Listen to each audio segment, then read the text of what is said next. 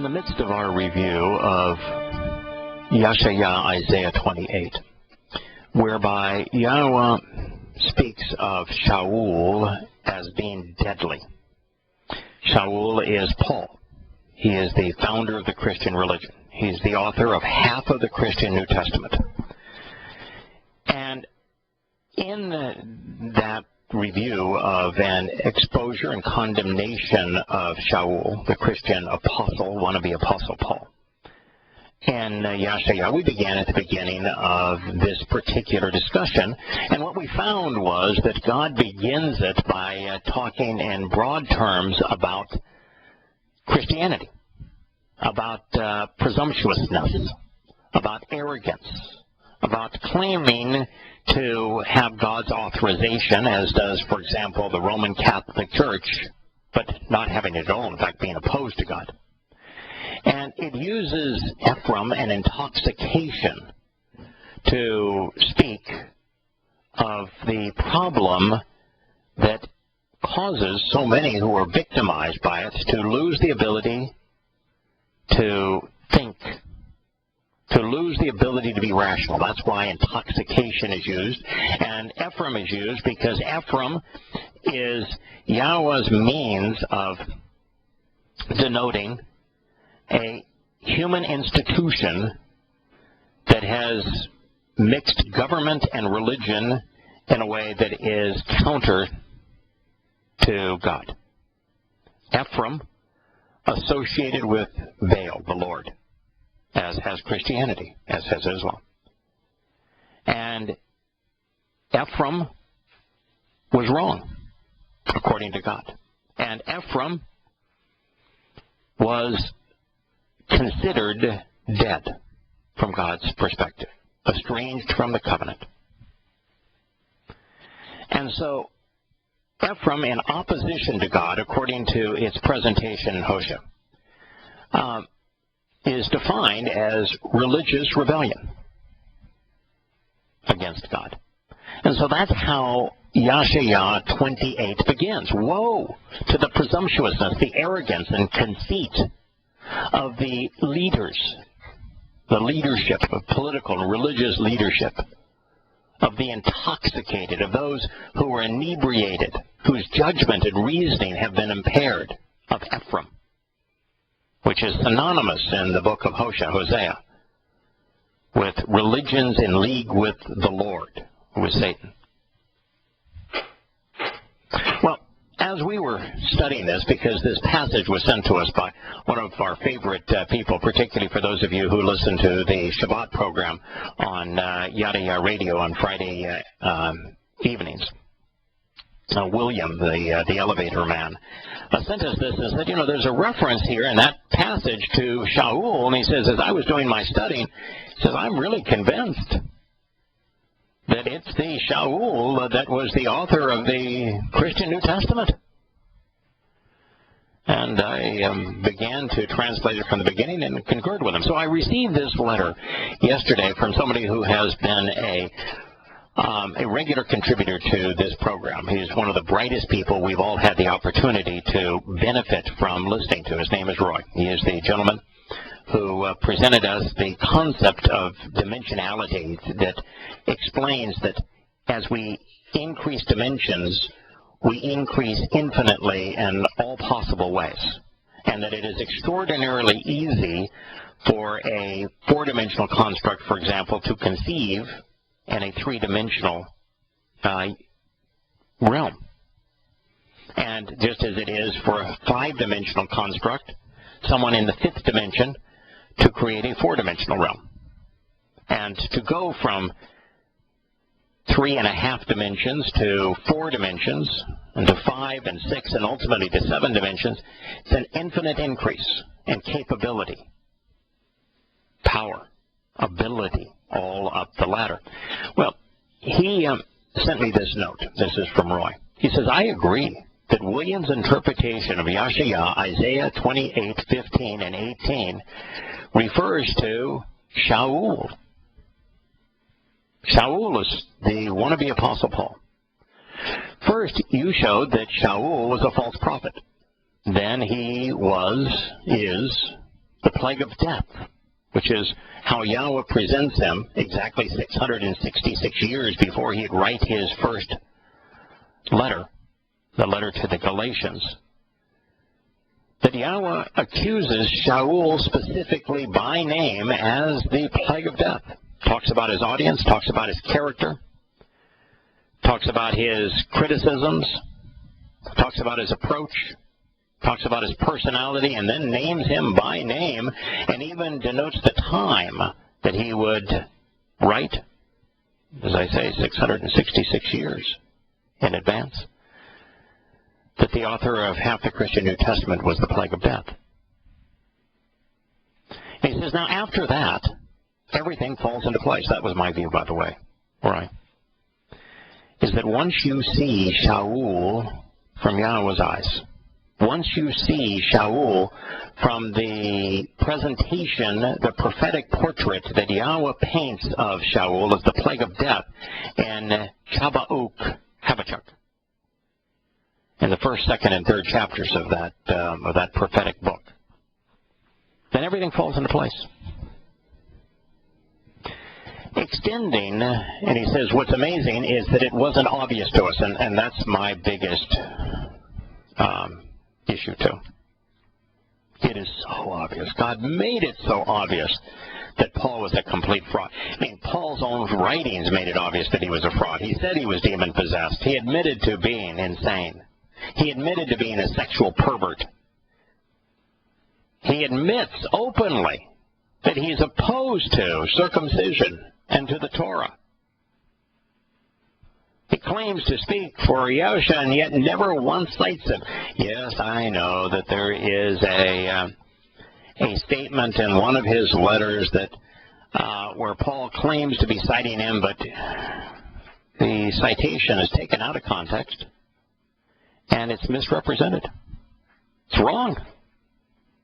And so you can't count that as a citation. So he never cites it. It should have been obvious based on the writing quality, based upon the internal contradictions, based upon the affinity that Paul has for Gnosticism and this rivalry between the flesh and the spirit, his antagonism towards the Torah and to the sign of the covenant, circumcision, that his insistence that the covenant memorialized in the Torah was of Hagar, as he writes in Galatians, and in slaves, that it ought to have been obvious to us that he was a complete fraud. But Yahowah makes it obvious. Yahusha makes it obvious. Yahusha gives us at least a dozen, maybe more, statements that openly condemn Paul and no one else that could possibly fit that condemnation. What Roy found, though, I think was riveting. I occasionally get breathless. I occasionally get goosebumps. I did when I was reading what he had to say, because where Yahowah says that he's divorcing himself of an entire institution, in this case the Northern Kingdom, which he calls Ephraim. He doesn't call it the Northern Kingdom. He calls it Ephraim. And he speaks of Ephraim as those people who are politically and religiously in defiance of him, who are in overt opposition to him, who have become unfaithful, adulterous because of their religious affinity for the gods of the Goyim, for false gods, for gods based upon the mythology of Babylon and Assyria, Egypt. And so Ephraim is this foe that God has expressed that is estranged from him, that are not his children, that are dead to him because of their religion. You would have thought that in the midst of that, Yahowah would raise our sights so that we see the most prevalent religion to ever be conceived in opposition to God, Christianity. And the founder of the Christian religion, Paul, you would expect him to do that. That's just the way he is. You know, it's one thing 666 years in advance to tell us that the Torahless one would be Paul. And he did. It's another thing in the greatest of the prophetic declarations in Isaiah, Yahowah, for him to zero in on Paul and equate him with religious death. And he did. That's why we're studying the 28th chapter.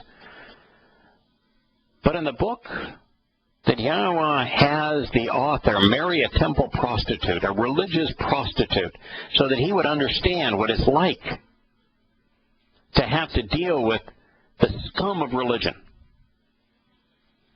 and his aversion to religion, where he equates all of this to Ephraim, you would expect there for him to zero in on the founder of the largest religion that man has ever conceived, the religion of Christianity, and its author, Paul, whose given name was Shaul.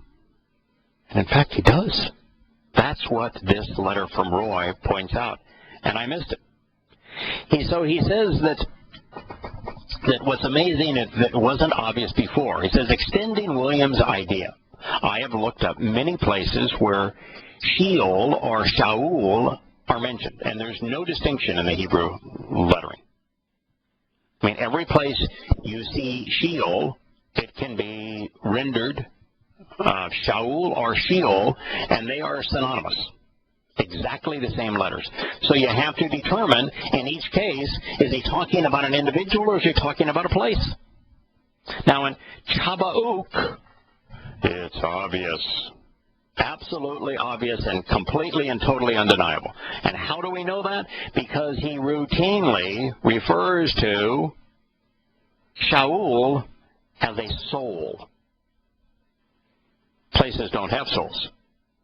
He especially refers to Sheol in the singular masculine with its pronouns. One man with a soul named Shaul. So there it's obvious.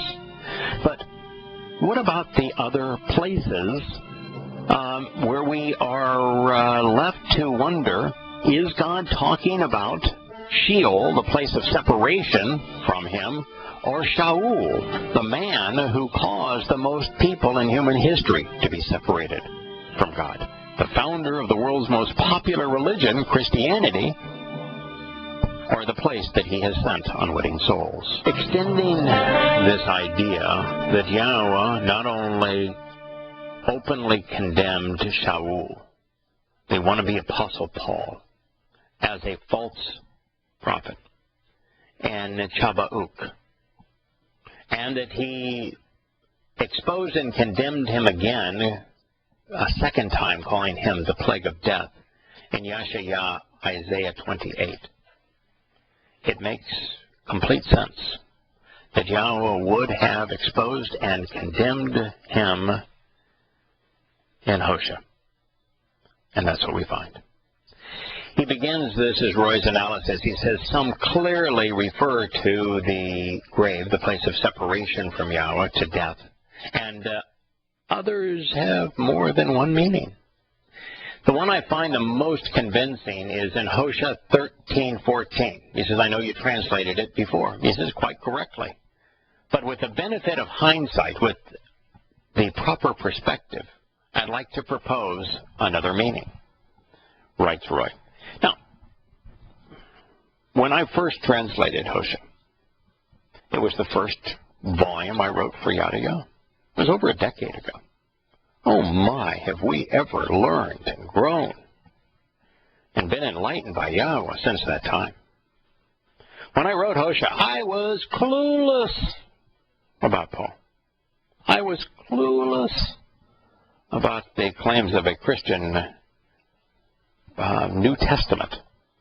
I was clueless about the idea that the covenant had not yet been renewed. I didn't know squat compared to what I know now.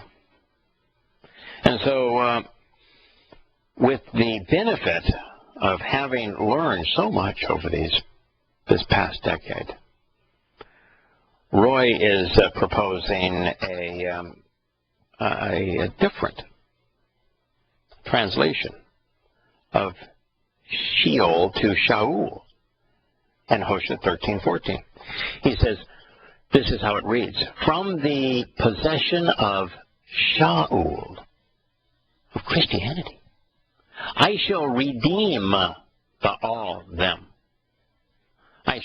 Gaal speaks of redemption in terms of buying back and rolling away the barricade to the doorway. From the possession, the control, the lordship. From enslavement to, from being controlled by Shaul, I shall redeem them by rolling away the barrier to the doorway. From the plague of death, Mahwah. He's referring to Shaul, the founder of the Christian religion, author of half the Christian New Testament. Once again, as the plague of death, the very individual from whom Yahowah is going to redeem them and open the doorway to life. And by the way, there is no ability of Yahowah to open a doorway to redeem people from Sheol. Sheol is the place of separation from him. You only go to Sheol if you have died having chosen of your own volition to misrepresent Yahowah, to lead people away from Yahowah. Shaul is in Sheol. There's nothing that anyone can do for him. Yahowah couldn't redeem him, couldn't roll away the doorway to Sheol to let him out. Even Yahowah could not do that. There is no redemption for that. That's the third statement he etched in stone. There is no forgiveness for what Shaul did. So this notion that he's going to redeem people from and roll away the doorway blocking Sheol, the place of separation that was designed for Satan, his demons, the fallen messengers who have been in opposition to him, and those who have leagued with them, is impossible. But you can absolutely redeem someone from Pauline Christianity. I'm an example. I would say that perhaps even the majority of those who have come to embrace the covenant were once Christians. We were once controlled by Pauline doctrine, influenced by it certainly, rendered incapable of exercising good judgment as a result of it.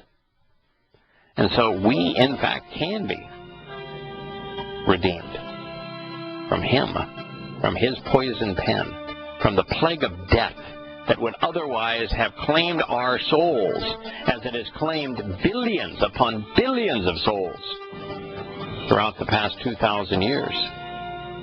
We can be revived and renewed for having been a Christian, but not for going to Sheol. From the possession of St. Paul, from the possession of the Apostle Paul, from the control of Christianity, from the Christian New Testament's influence in their lives, I will redeem them. From the plague of death, I shall deliver them. Where is your plague of death? Where is your destruction, O Shaul? O Paul? O Christianity? O Christian New Testament? Where is your plague of death? Where is your destruction? Because Yahowah says, I'm going to redeem them from it. All of them? No. Some of them? Yes. I'm an example. I was redeemed from the plague of death. I was a Christian. I'm not a Christian because I've been redeemed from it. How about you? Are you going to be among those that Yahowah says, I redeem them for the plague of death, I redeem them from destruction? Are you? Now think about this for a moment. Yahowah is not saying that he can redeem those sent to Sheol. He can't. He says that those who lift up and promote, even those who tolerate deadly and deceitful, lifeless doctrines that negate the value and importance of my name, I will never forgive. So he can't. Sheol is an eternal prison for those who have done what Paul has done. Can't redeem them. And he can't even cause them to be given the benefit, and by comparison, of death. They're not dead. No, those in Sheol are eternally alive. So it makes no sense to speak of them as being redeemed from death and destruction. You see, the death and destruction of a soul is the antithesis of Sheol. In Sheol, souls are immortal. They're not destroyed. It's eternal separation from God. So the only rational and informed translation, transliteration, actually, of S-H-O-W, E-L, is Shaul. Because in Pauline Christianity, those who are indoctrinated by it, those inflicted with this plague of death that is the religion of Christianity and its New Testament and its founder, Paul, you can be redeemed from that. And the very consequence of being deceived by the likes of Paul and his poison pen is not eternal separation from God. The overwhelming preponderance of Christians have been deceived. They've been misled. They've been played for fools. Their souls are squandered. Their souls are going to die and then be destroyed, ceasing to exist. But from that, before they die, such souls can be redeemed when they come to realize that Christianity is a plague of death, that Christianity will lead to the destruction of their souls. And if they walk away from the religion, if they disassociate themselves from the religion, and then with an open mind come to pay attention to the instructions and the guidance that Yahowah provided in his Torah about the path that we can walk to Yahowah, to be engaged in a relationship with him, and that the means that he has detailed for us to engage and participate in his covenant family, then this is their opportunity. And Yahowah is saying, I will act, and I will intervene, and I will engage, and I will roll away that blockade to the door of life, which is Passover. And I will redeem, which occurs on Matzah, those that have been under the control, the influence of the plague of death, which is Pauline Christianity. He did it for me. And I want to tell you, it's not a case of that I was I had much to do with the beginning of this. I didn't. I was lost. Yahowah reached out to me before I knew him. He pointed the direction home. Helped me every step of the way.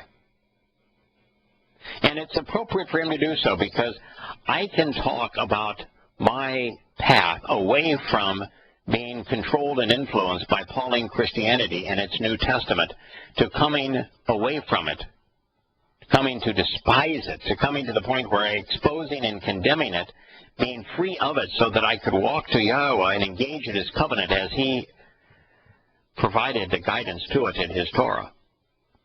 I can now express that in the ordinary flow of time.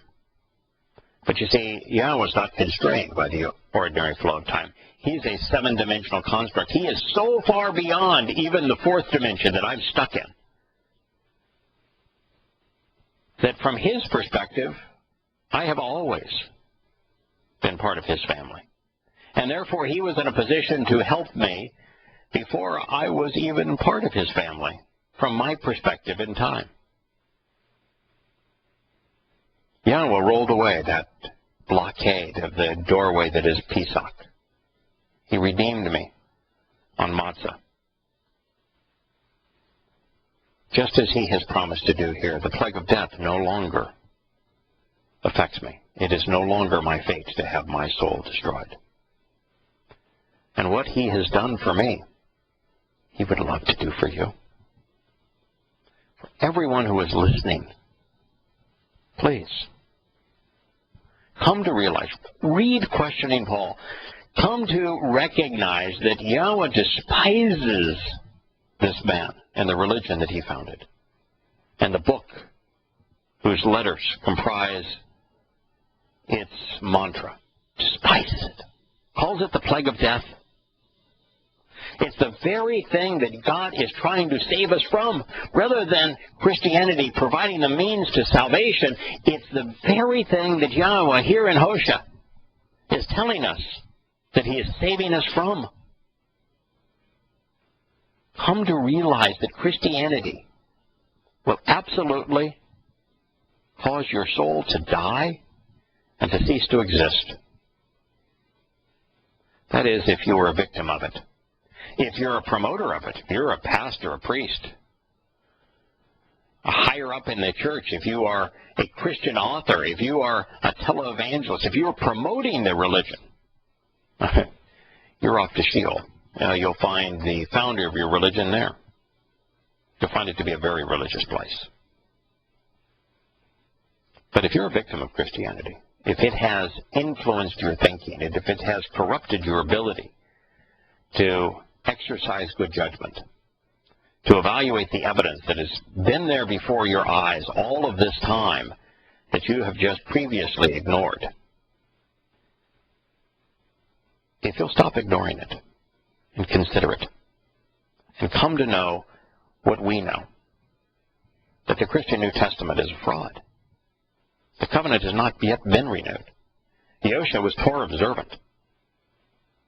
Paul was demon-possessed. He is the plague of death. Now that will liberate you.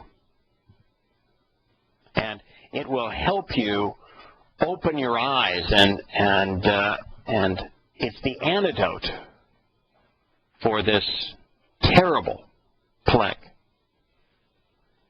But it only gets you halfway home. The rest of the way is provided by Yahowah, the guidance he has provided in his Torah. I would encourage you to read Yahowah.com if you do not yet know Yahowah. I would encourage you to read An Introduction to God if you want to understand the guidance that he has provided for us to engage in the covenant and to meet with him and to camp out with him for all eternity. Where you can find the doorway to life, where you will find the threshold, the welcome mat to his home that removes Christianity, this plague of death, and its stench and its malignancy from our souls. If you want to find how to become adopted into Yahowah's family, then read introtogod.org. Go, as we said at the beginning of this program, to clariters.com. All 3 books are available for you, or you can read them free online. But value your soul, your children's souls, your parents' souls, sufficiently to take advantage of this wonderful gift of life, this reprieve from religious corruption that Yahowah is offering. Here in the midst of Hosea, Yahowah is saying, and Roy is right, there's only one rational and informed way, meaningful and accurate way to transliterate Shaul in this passage. From the control of, the influence of Shaul. Christianity. I shall redeem them. From the plague of death, I shall deliver them. Where is your plague of death? Where is your destruction? O Shaul, O Christian New Testament, O Gospel of Grace. In this context, Roy writes, I think it is at least as good an interpretation when you consider what went before. Well, no, it's not as good, Roy. It's the only rational translation. He writes, where this is Hosea 13:11, 3 verses, 3 statements prior. Where is your sovereign now to save you in all of your cities, and your rulers whom you said, give me a sovereign and rulers? Remember when Israel said, I want a ruler? I want a ruler, a king like other nations. And Yahowah said, no, don't do that. He will abuse you in every possible way. Wasn't that king's name Shaul? I would be remiss, now that I've heard it for the second time, not to expose and condemn Patriot Necklace, that ad that spoke of bullets as earrings, with a percentage of your purchase going to support the military.